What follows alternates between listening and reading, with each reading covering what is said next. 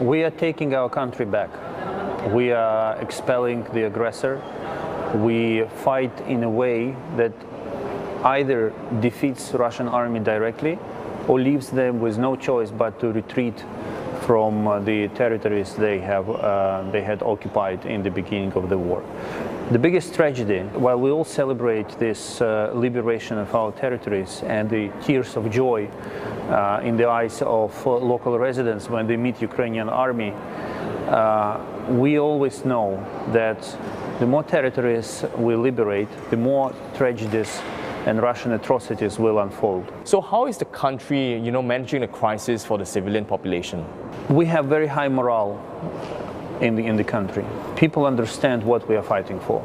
Civilians are ready to endure hardships for the sake of liberating the country from the aggressor. This war is black and white. There are no gray shades in it.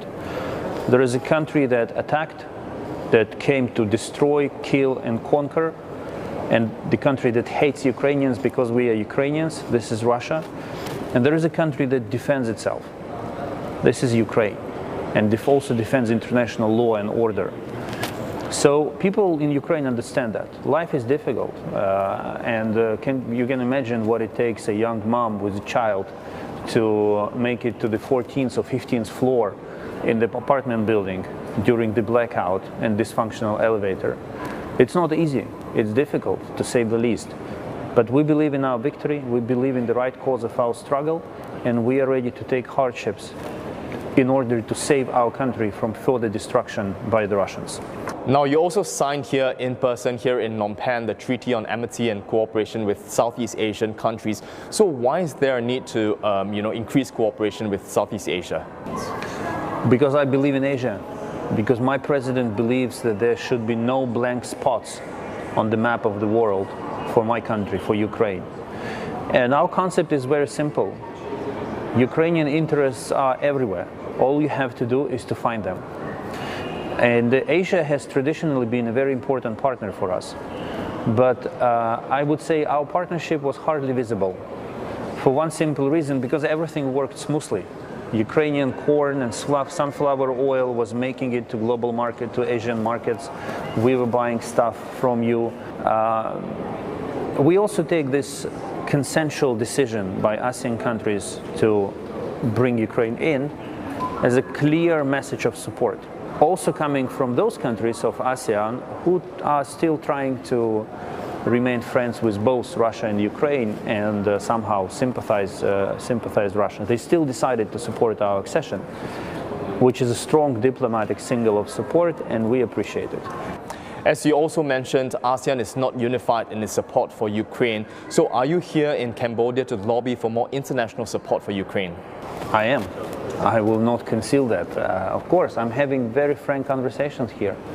One of them lasted for an hour and a half and was dedicated only to one issue, a discussion on how to interpret Russian behavior and Russian actions in Ukraine. But to cut a long story short, my message is very simple. This is a black and white case.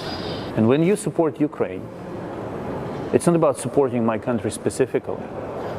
It's about supporting principles of international law. Territorial integrity, inviolability of borders, non-use of force. So by supporting Ukraine in this war, you are not taking the side of Ukraine, you are taking the side of international law and your own national interests.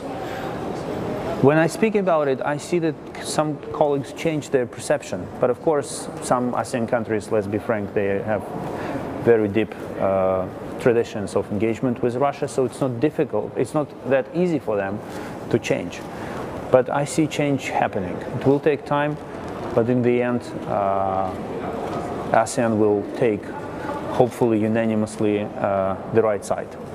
Do you see any signs that the fence-sitters in ASEAN are softening their position with regards to their support for Ukraine and Russia? Well, let's take Cambodia.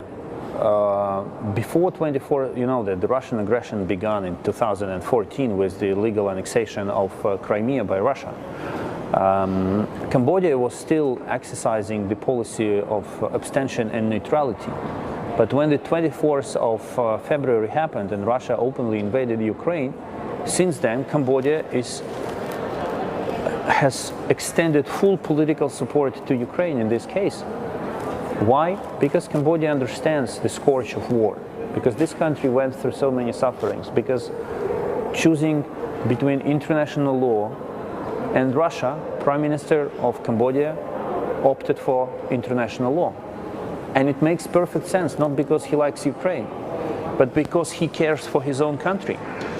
And he doesn't want anyone in ASEAN region or broader in Asia to follow the pattern of Russian behavior.